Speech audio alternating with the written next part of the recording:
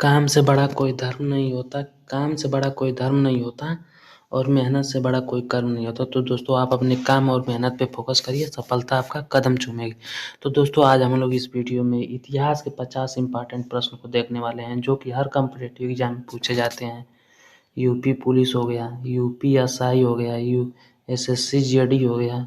अगर आप इस सभी में से किसी भी एग्ज़ाम की तैयारी कर रहे हैं तो आपके लिए ये वीडियो बहुत इम्पोर्टेंट है। तो चलिए हम लोग बिना समय गवाए हुए स्टार्ट करते हैं। देख सकते हैं आप पहला प्रश्न दिया है कि सबसे पहले हम लोग प्राचीन इतिहास यानी एंशिएंट हिस्ट्री के बारे में देखेंगे। तो पहला प्रश्न दिया है कि सिंधु घाटी सभ्यता की खोज किस वर्ष हुई थी? तो इसका जो सही आंसर है ऑप्शन नंबर बी 1921 ईस्वी में। चलिए अगला प्रश्न देखते हैं हम लोग। अगला प्रश्न दिया है कि हड़प्पा सभ्यता का सबसे बड़ा नगर कौन सा था? तो इसका जो सही आंसर है ऑप्शन नंबर सी मोहनजोदड़ो। चलिए अगला प्रश्न देखते हैं। प्रश्न नंबर 3 दिया है कि ग्रेट बाथ कहाँ स्थित है? तो इसका जो सही आंसर है ऑप्शन नंबर बी मोहनजोदड़ो में ग्रेट बाथ स्थित है। चलिए अगला प्रश्न देखते हैं हम लोग। प्रश्न 4 दिया है कि वैदिक काल में सभा और समिति क्या थी? तो इसका जो सही आंसर है ऑप्शन नंबर सी राजनीतिक संस्थाएं। चलिए अगला प्रश्न देखते हैं हम लोग। प्रश्न 5 देख सकते हैं दिया है कि बौद्ध धर्म के संस्थापक कौन थे? तो इसका जो सही आंसर है option number C Gautam Buddha थे। चलिए अगला प्रश्न देखते हैं। प्रश्न नंबर 6 देख सकते हैं दिया है कि जैन धर्म के 24वें तीर्थंकर कौन थे? तो इसका जो सही आंसर है ऑप्शन नंबर सी महावीर। चलिए अगला प्रश्न देखते हैं हम लोग। प्रश्न नंबर 7 देख सकते हैं दिया है कि अशोक किस वंश का शासक था? तो इसका जो सही आंसर है ऑप्शन नंबर बी मौर्य वंश का। अशोक मौर्य वंश का शासक था। चलिए अगला प्रश्न देखते हैं। प्रश्न नंबर 8 देख सकते हैं दिया है कि कलिंग युद्ध किसके बीच लड़ा गया था? कलिंग युद्ध किसके बीच लड़ा गया था? तो इसका जो सही आंसर है ऑप्शन नंबर बी अशोक और कलिंग के बीच। कलिंग युद्ध लड़ा गया था अशोक और कलिंग के बीच। चलिए अगला प्रश्न देखते हैं। प्रश्न नंबर 9 देख सकते हैं दिया हुआ है कि अर्थशास्त्र के लेखक कौन थे? अर्थशास्त्र के लेखक कौन थे? तो इसका जो सही आंसर है ऑप्शन नंबर सी चाणक्य। चलिए अगला प्रश्न देखते हैं। प्रश्न नंबर 10 देख सकते हैं दिया हुआ है कि गुप्त काल को किस रूप से जाना जाता है कि गुप्त काल को किस रूप में जाना जाता है? तो इसका जो सही आंसर है ऑप्शन नंबर बी स्वर्ण युग में। चलिए अगला प्रश्न देखते हैं। अब अगला प्रश्न आ गया मध्यकालीन इतिहास यानी मेडिएवल हिस्ट्री के बारे में। अगला आगे का प्रश्न है। तो चलिए हम लोग देखते हैं अगला प्रश्न। प्रश्न नंबर 11 देख सकते हैं दिया है कि दिल्ली सल्तनत का पहला शासक कौन था? दिल्ली सल्तनत का पहला शासक कौन था? तो इसका जो सही आंसर है option number B Qutubuddin Aibak था। चलिए अगला प्रश्न देखते हैं। प्रश्न नंबर 12 देख सकते हैं दिया है कि कुतुब मीनार का निर्माण किसने कराया? तो कुतुब मीनार का निर्माण किसने कराया? तो इसका जो सही आंसर है option number B Qutubuddin Aibak. चलिए अगला प्रश्न देखते हैं। प्रश्न नंबर 13 देख सकते हैं दिया हुआ कि अलाउद्दीन खिलजी का बाजार नियंत्रण किस लिए था? अलाउद्दीन खिलजी का बाजार नियंत्रण किस लिए था? तो इसका जो सही आंसर है ऑप्शन नंबर बी सैनिकों को सस्ता सामान देने हेतु था। चलिए अगला प्रश्न देखते हैं। प्रश्न नंबर 14 देख सकते हैं कि विजयनगर साम्राज्य की स्थापना किसने की थी? विजयनगर साम्राज्य की स्थापना किसने की थी? तो इसका जो सही आंसर है वो ऑप्शन नंबर बी हरिहर और बुक्का ने की थी। चलिए अगला प्रश्न देखते हैं। प्रश्न नंबर 15 देख सकते हैं देखो कि ताजमहल किसने बनवाया था? प्रश्न नंबर 15 ताजमहल किसने बनवाया था? इसका आंसर आप लोग कमेंट बॉक्स में कमेंट करिएगा। इसका आंसर आप लोग कमेंट करिए। चलिए अगला प्रश्न देखते हैं। प्रश्न नंबर 16 देख सकते हैं दिया हुआ है कि अकबर के नवरत्नों में कौन शामिल नहीं था? अकबर के नवरत्नों में कौन शामिल नहीं था? तो इसका जो सही आंसर है ऑप्शन नंबर बी तुलसीदास। चलिए अगला प्रश्न देखते हैं। प्रश्न नंबर 17 देख सकते हैं दिया हुआ है कि पानीपत का प्रथम युद्ध कब हुआ था? तो इसका जो सही आंसर है ऑप्शन नंबर 1526 ईस्वी में हुआ था। चलिए अगला प्रश्न देखते हैं। प्रश्न नंबर 18 दिया कि बाबर कहाँ से भारत आया था? बाबर कहाँ से भारत आया था? तो इसका जो सही आंसर है ऑप्शन नंबर सी फरगना से। चलिए अगला प्रश्न देखते हैं। प्रश्न नंबर 19 देख सकते हैं कि औरंगजेब किस नीति के लिए प्रसिद्ध था? औरंगजेब किस नीति के लिए प्रसिद्ध था? तो उसका जो सही आंसर है ऑप्शन नंबर सी धार्मिक कठोरता के लिए। चलिए अगला प्रश्न देखते हैं। प्रश्न नंबर 20 देख सकते हैं दिया हुआ है कि मुगल साम्राज्य का अंतिम शासक कौन था? मुगल साम्राज्य का अंतिम शासक कौन था? तो इसका जो सही आंसर है ऑप्शन नंबर बहादुर शाह जफर था। चलिए अगला प्रश्न देखते हैं। प्रश्न नंबर 21 देखिए आ गया है, ये आ गया है जो मॉडर्न हिस्ट्री से, आधुनिक इतिहास से। तो प्रश्न नंबर 31 दिया हुआ है कि भारत में अंग्रेजों का आगमन कब हुआ था? भारत में अंग्रेजों का आगमन कब हुआ था? तो हुआ था 1600 ईस्वी में।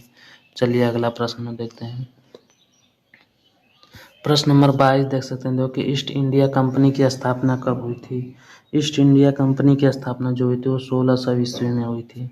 चलिए अगला प्रश्न देखते हैं। प्रश्न नंबर 23 देख सकते हैं, देखो कि प्लासी का युद्ध कब हुआ था? प्लासी का युद्ध कब हुआ था? तो वो हुआ था 1757 ईस्वी में। चलिए अगला प्रश्न देखते हैं। प्रश्न नंबर 24 देख सकते हैं, दिया हुआ कि बक्सर का युद्ध किस वर्ष हुआ? बक्सर का युद्ध किस वर्ष हुआ? तो वो हुआ था 1764 ईस्वी में। चलिए अगला प्रश्न देखते हैं। प्रश्न नंबर 25 देख सकते हैं, दिया हुआ कि 1857 की क्रांति का नेतृत्व दिल्ली में किसने किया? 1857 की क्रांति का नेतृत्व दिल्ली में किसने किया? तो वो किया था बहादुर शाह जफर ने। Option number C is the right answer of this question. चलिए अगला प्रश्न देखते हैं। प्रश्न नंबर 26 दिया हुआ कि भारत का पहला गवर्नर जनरल कौन था? भारत के पहला गवर्नर जनरल कौन था? तो वो था वारेन हेस्टिंग्स। Warren Hastings. चलिए अगला प्रश्न देखते हैं। प्रश्न नंबर 27 देख सकते हैं, जो कि भारतीय राष्ट्रीय कांग्रेस की स्थापना कब हुई थी? भारतीय राष्ट्रीय कांग्रेस की स्थापना कब हुई थी? तो वो हुई थी 1885 ईस्वी में। चलिए अगला प्रश्न देखते हैं। प्रश्न नंबर 28 देख सकते हैं, जो कि कांग्रेस की स्थापना किसने किया था? कांग्रेस की स्थापना किसने की थी? तो वो किया था ए ओ हायूम ने किया था। चलिए अगला प्रश्न देखते हैं। प्रश्न नंबर 19 दिया हो कि असहयोग आंदोलन कब शुरू हुआ था? असहयोग आंदोलन कब शुरू हुआ था? तो वो शुरू हुआ था 1920 ईस्वी में, असहयोग आंदोलन। चलिए अगला प्रश्न देखते हैं। प्रश्न नंबर 30 दिया हो कि दांडी मार्च किस वर्ष हुआ? दांडी मार्च किस वर्ष हुआ? तो वो हुआ था 1930 ईस्वी में। चलिए अगला प्रश्न देखते हैं। अब आ गया स्वतंत्र आंदोलन व अन्य पर सभी प्रश्न आ रहे हैं। स्वतंत्र आंदोलन व अन्य पर सभी प्रश्न आ रहे हैं। प्रश्न नंबर 31 देख सकते हैं, दिया हुआ है, भारत छोड़ो आंदोलन कब शुरू हुआ था? भारत छोड़ो आंदोलन कब शुरू हुआ था? वो शुरू हुआ था 1942 ईस्वी में। चलिए अगला प्रश्न देखते हैं। प्रश्न नंबर 32 देख सकते हैं, दिया हुआ है कि गांधी जी को महात्मा की उपाधि किसने दी थी? गांधी जी को महात्मा की उपाधि किसने दी थी? तो वो दिए थे टैगोर ने। टैगोर ने। चलिए अगला प्रश्न देखते हैं। प्रश्न नंबर 33 दिया हो कि जय हिंद का नारा किसने दिया था? जय हिंद का नारा किसने दिया था? तो वो दिए थे सुभाष चंद्र बोस ने। चलिए अगला प्रश्न देखते हैं। प्रश्न नंबर 34 देख सकते हैं, दिया हो कि आज़ाद हिंद फौज की स्थापना किसने की थी? आज़ाद हिंद फौज की स्थापना किया था राज बिहारी बोस ने। चलिए अगला प्रश्न देखते हैं। प्रश्न नंबर 35 दिया हो कि भारत को स्वतंत्रता कब मिली थी? भारत को स्वतंत्रता कब मिली थी? तो वो मिली थी 15 अगस्त 1947 ईस्वी को। चलिए अगला प्रश्न देखते हैं। प्रश्न नंबर 36 दिया हुआ है कि भारत का अंतिम वायसराय कौन था? भारत का अंतिम वायसराय कौन था? तो वो था लॉर्ड माउंटबेटन। चलिए अगला प्रश्न देखते हैं। प्रश्न नंबर 37 देख सकते हैं, दिया हुआ है कि भारतीय संविधान लागू हुआ था। भारतीय संविधान कब लागू हुआ था? तो इसका जो सही आंसर हुआ है 26 जनवरी 1950 ईस्वी को। चलिए अगला प्रश्न देखते हैं। प्रश्न नंबर 38 देख सकते हैं, दिया हुआ है कि भारतीय संविधान के निर्माता कौन कहलाते हैं? भारतीय संविधान के निर्माता कौन कहलाते हैं? तो वो कहलाते हैं अम्बेडकर जी। चलिए अगला प्रश्न देखते हैं। प्रश्न नंबर 39 दिया हुआ कि भारत गणराज्य बना। भारत गणराज्य कब बना? तो वो बना था 1950 ईस्वी में। चलिए अगला प्रश्न देखते हैं। प्रश्न नंबर 40 दिया हुआ है कि भारत के पहले राष्ट्रपति कौन थे? भारत के पहले राष्ट्रपति कौन थे? तो वो थे डॉक्टर राजेंद्र प्रसाद। चलिए आगे प्रश्न देखते हैं। प्रश्न नंबर 41 देख सकते हैं, दिया हुआ कि स्वराज मेरा जन्मसिद्ध अधिकार है किसने किया था? स्वराज मेरा जन्म सिद्ध अधिकार है, ये किसने कहा था? तो ये कहे थे तिलक ने। चलिए अगला प्रश्न देखते हैं। अगला प्रश्न दिया हो कि जलियांवाला बाग हत्याकांड कब हुआ था? तो वो हुआ था 1919 ईस्वी में। चलिए अगला प्रश्न देखते हैं। रॉलेट एक्ट किस वर्ष लागू हुआ था? रॉलेट एक्ट किस वर्ष लागू हुआ था? तो हुआ था 1919 ईस्वी में, जब जनरल डायर ने जब जनरल डायर ने जलियांवाला बाग हत्याकांड कराया था तभी रॉयलेट एक्ट लागू हुआ था। चलिए अगला प्रश्न देखते हैं। प्रश्न नंबर 44 दिया हुआ कि भारत का नेपोलियन किसे कहा जाता है? भारत का नेपोलियन जो कहा जाता है वो कहा जाता है समुद्रगुप्त को। चलिए अगला प्रश्न देखते हैं। प्रश्न 45 दिया हुआ कि भीमबेटका किस लिए प्रसिद्ध है? भीमबेटका किस लिए प्रसिद्ध है? तो वो प्रसिद्ध है गुफा चित्र के लिए। चलिए अगला प्रश्न देखते हैं।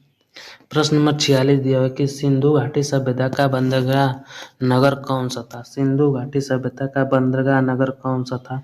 तो वो था लोथल। चलिए अगला प्रश्न देखते हैं। प्रश्न नंबर 47 दिया हुआ है कि अकबर की राजपूत नीति कैसी थी? अकबर की राजपूत नीति कैसी थी? तो वो थी मैत्रीपूर्ण। चलिए अगला प्रश्न देखते हैं। प्रश्न नंबर 48 दिया हुआ है कि भारत में रेल सेवा कब शुरू हुई थी? भारत में रेल सेवा शुरू हुई थी वो 1853 ईस्वी में हुई थी।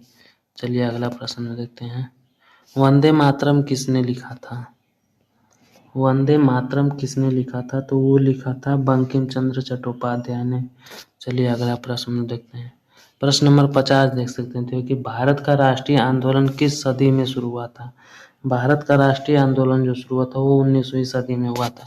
तो दोस्तों अगर आपको वीडियो अच्छा लगा हो तो वीडियो को लाइक कीजिए, चैनल को सब्सक्राइब करना मत भूलिएगा। मिलते हैं अगले वीडियो में, तब तक के लिए बाय बाय, धन्यवाद, थैंक यू दोस्तों।